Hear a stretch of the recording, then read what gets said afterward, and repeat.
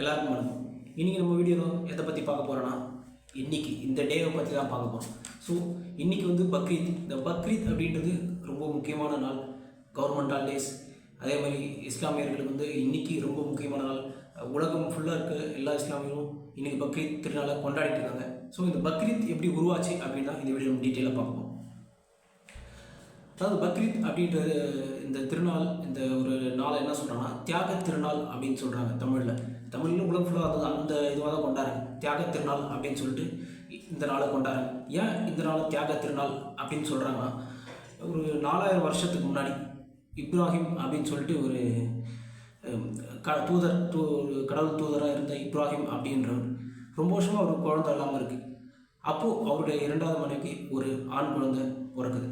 அதை பிறந்து ஒரு குறிப்பிட்ட வயசு வளரும்போது அப்போது என்ன ஆகுதுன்னா, கடவுள் அல்லாஹ் அவர் வந்து இப்ராஹிம் அவரோட கனவுல வந்து எனக்கு இந்த குழந்தைய பலி கொடு அப்படின்னு கேட்டதும், இவர் அதனால் இந்த குழந்தைய நம்ம கடவுளுக்கு பலி கொடுக்கணும் அப்படின்னு சொல்லி முடிவெடுத்து அந்த குழந்தைகிட்டே போய் கடவுளுக்கு நான் அவனை பலி கொடுக்க போகிறேன் அப்படின்னு சொல்லிட்டு அந்த குழந்தைகிட்ட அனுமதி வாங்கி பலி கொடுக்குற போகிற அந்த நேரத்தில்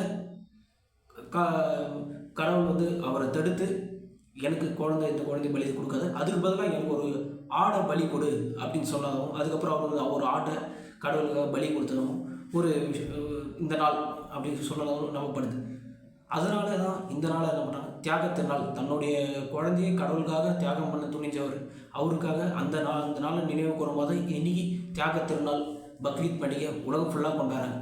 அதனால தான் உலகம் ஃபுல்லாக இருக்க எல்லார் வீட்லேயும் பக்ரீத் அன்னைக்கு கண்டிப்பாக ஒரு பெரும்பாலும் இந்தியாவில் வந்து ஆடு கம்பல்சரி வெட்டுவாங்க. வெளிநாடுகள்லாம் ஆடு, சில பேர் ஒட்டகம், அது மாதிரி அவங்கவுங்களுக்கு பிடிச்ச மாதிரி உணவு விலங்குகளை வெட்டுவாங்க. வெட்டி அதை 3 பங்காக பிரித்து, ஒரு பங்கு பக்கத்து வீட்டுக்காரங்களுக்கும், இன்னொரு பங்கு அந்த கறி, இன்னொரு பங்கை வந்து ஏழை மக்களுக்கும், அப்புறம் இன்னொரு கடைசியில் 3வது பங்கு வந்து தங்களோட வீட்டுக்கு தங்களுக்கு யூஸ் பண்ணிக்கிறாங்க.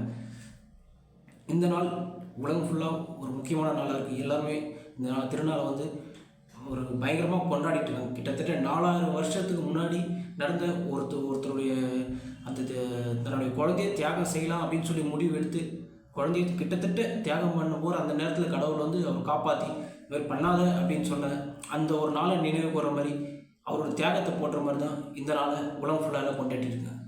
நன்றி.